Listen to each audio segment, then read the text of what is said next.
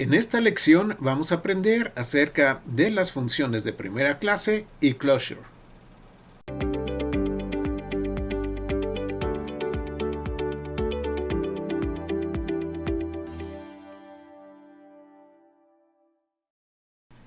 ¿Qué tal amigos de YouTube? Bienvenidos a esta lección en la cual vamos a hablar acerca de las funciones de primera clase y también de un concepto muy interesante que es el concepto de closure. Bueno, nosotros sabemos que Python no es un lenguaje que es 100% orientado al paradigma de programación funcional. Sin embargo, podemos hacer programación funcional en él. Y eso gracias a que nos va a proveer algunas herramientas para poder realizar el código funcional. Dentro de estas herramientas vamos a tener las funciones de primera clase y también vamos a tener los closures.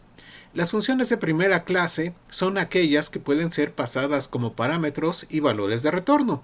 Es decir, que yo tengo una función, a esa función yo le puedo pasar como parámetro otra función y también la función me puede regresar incluso otra función como valor de retorno. Entonces son muy importantes estas funciones de primera clase.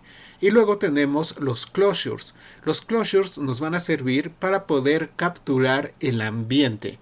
Esto lo vamos a ver con un poquito más de detalle a continuación. Nosotros sabemos que las funciones pueden tener variables en su interior. Nosotros tenemos una función y declaramos las variables que necesitemos para llevar a cabo un trabajo en particular.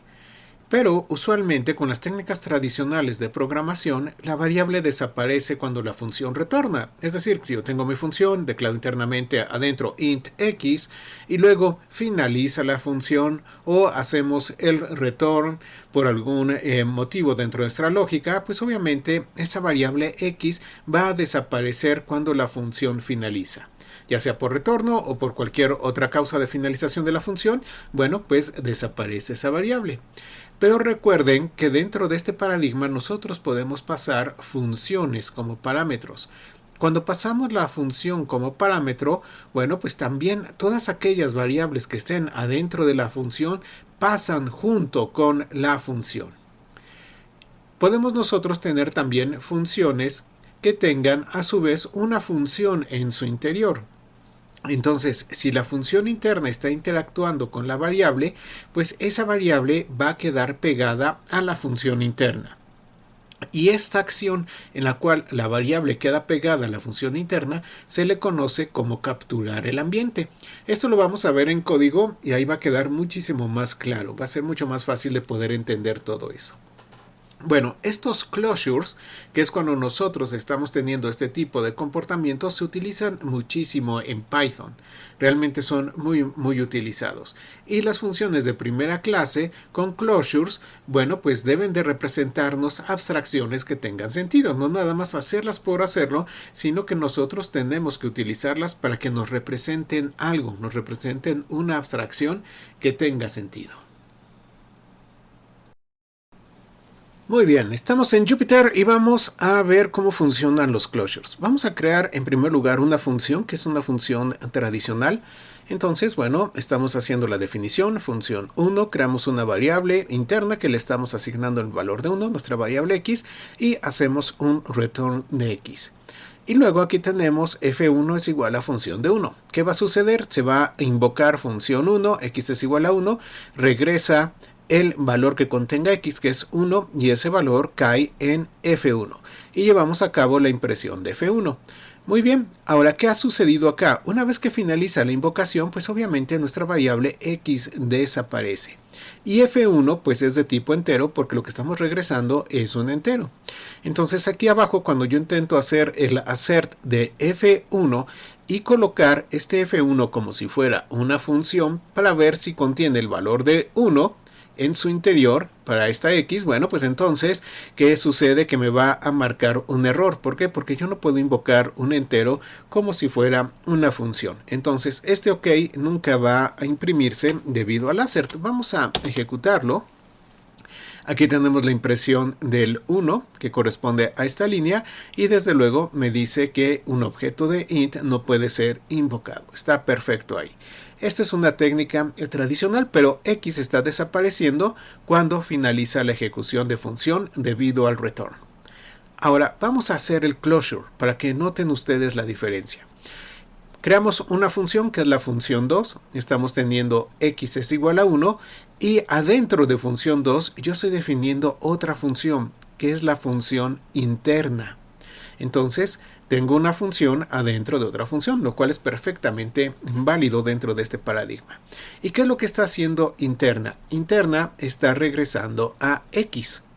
Entonces x está quedando pegada adentro de interna, por decirlo de alguna manera. Es decir, interna está capturando el ambiente. Estamos haciendo una captura de ambiente. Y función 2, ¿a qué va a regresar? No va a regresar a x. Función 2 va a regresar a interna. E interna ya es la que se encarga posteriormente de regresar a x cuando sea invocada. Entonces ya tenemos nuestra función y estamos haciendo uso de closure. Entonces hacemos f2 es igual a función de 2. Entonces, ¿qué sucede? Que viene la ejecución acá, pero ¿a quién nos está regresando función 2? A interna.